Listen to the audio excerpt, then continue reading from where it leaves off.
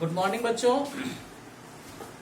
आज हम लोग पढ़ेंगे क्लास 9 में द लॉस्ट चाइल्ड, जो हमने चैप्टर शुरू किया था आपको आज से कुछ दिन पहले। उस चैप्टर को आगे बढ़ाते हुए आपको बताएंगे कि वो जो बच्चा है अपने माता पिता के साथ जब मेला जा रहा है तो बार बार वो पीछे छूट जाता है।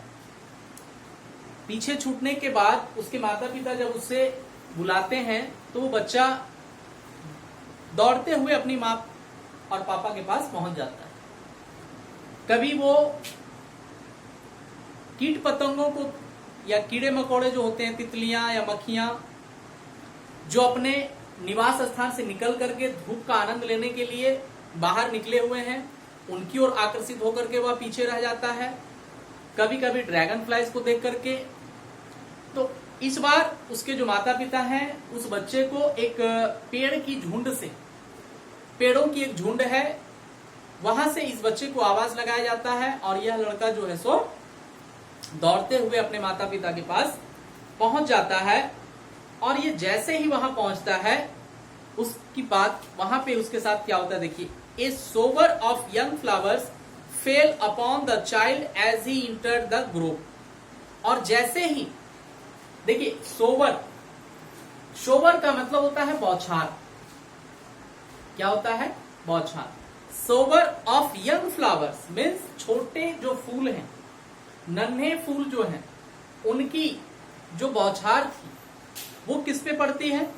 जैसे ही वो लड़का पेड़ों के झुंड में, वृक्षों की झुंड में एंटर करता है, प्रवेश किया, वैसे ही क्या होता है कि छोटे छोटे जो फूल होते हैं, नन्हे नन्हे जो फूल होते हैं, वो उस लड़के के ऊपर पड़ी। फूलों की बौछार उस बच्चे पे आकर के पड़ी। एंड फॉरगेटिंग हिज पेरेंट्स, और जैसे फूल उस लड़के के ऊपर आकर के गिरे, वह लड़का जो है सो अपने माता पिता को भूल गया। And he began to gather the raining petals in his hands, और अपने माता पिता को भूल करके वो लड़का क्या करना शुरू किया? रेनिंग पीटल्स अर्थात फूलों की जो पंखुड़ियां होती हैं, उन फूलों की पंखुड़ियों को अपने हाथों से इकट्ठा करना शुरू किया। बट लो, लेकिन ये क्या? He heard the cawing of dove and ran towards his parents shouting the dove, the dove. लेकिन ये क्या? उसने आवाज सुना। किसकी आवाज सुनता है? फाख्तों की आवाज को, कूकने की आवाज को सुनता है। उस आवाज को सुन करके वो चिल्लाते हुए अपने पिता की ओर दौड़ता है। The raining petals dropped from his forgotten hands, और उसने जो फूलों की पंखुड़ियों को, कोमल पंखुड़ियां जो थी, उसे जो कलेक्ट किया था, उन पंखुड़ियों को वो अपने हाथों में रखा हुआ था, और वे पंखुड़ियां क्या होती है? उसके हाथों से गिर जाती है जब वो दौड़ते हुए अपने पिता और माता के पास पहुंचता है।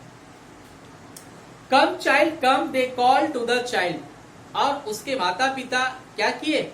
अपने बच्चे को पुकारे, come child come. Who had now gone running in wild capers round the banyan tree, और वो बच्चा जो अब क्या कर रहा था? अटखेलियां करते हुए बनियान ट्री के पास, अर्थात जहां उसके माता पिता बैठे हुए थे, उस जगह पे ये लड़का दौड़ते हुए चला जाता है।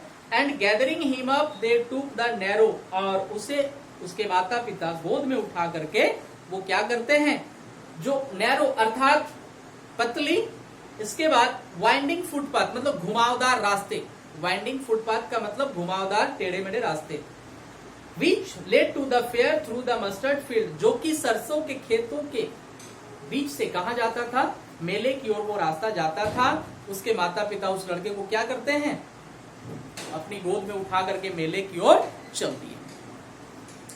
As they neared the village, the child could see many other footpaths full of thorns, और जब ये गांव के करीब पहुंचे तो बच्चा बहुत सारी चीजों अर्थात पगडंडियों को देख करके, थ्रोन्स का मतलब पगडंडियां होता है, बहुत सारे पगडंडियों को देख सकता था। जो क्या हुआ था? Covering to the whirlpool of the fair, and felt at once repelled and fascinated by the confusion of the world the he was entering. अर्थात गांव से होकर के जो रास्ता जा रहा था, वो जो पगडंडियां थी, जो रास्ते थे, वो किससे भरे हुए थे?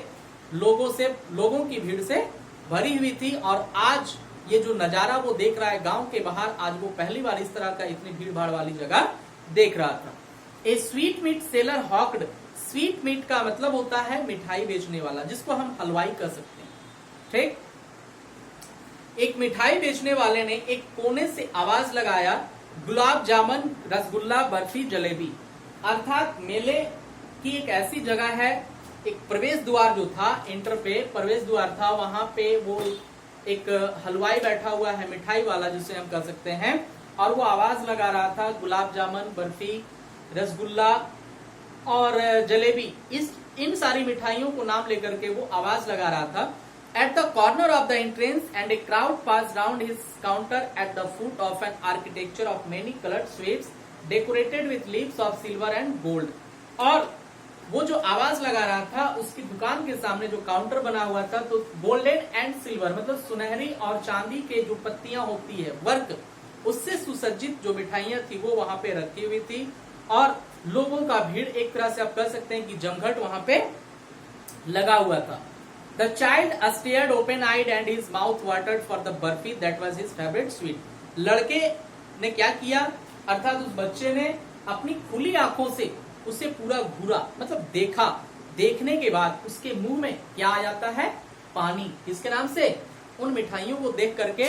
और वहां पे जो बर्फी रखा हुआ है उस लड़के की क्या है, ये फेवरेट स्वीट्स था। अर्थात बर्फी को देख करके उसके मुंह में पानी आ जाती है।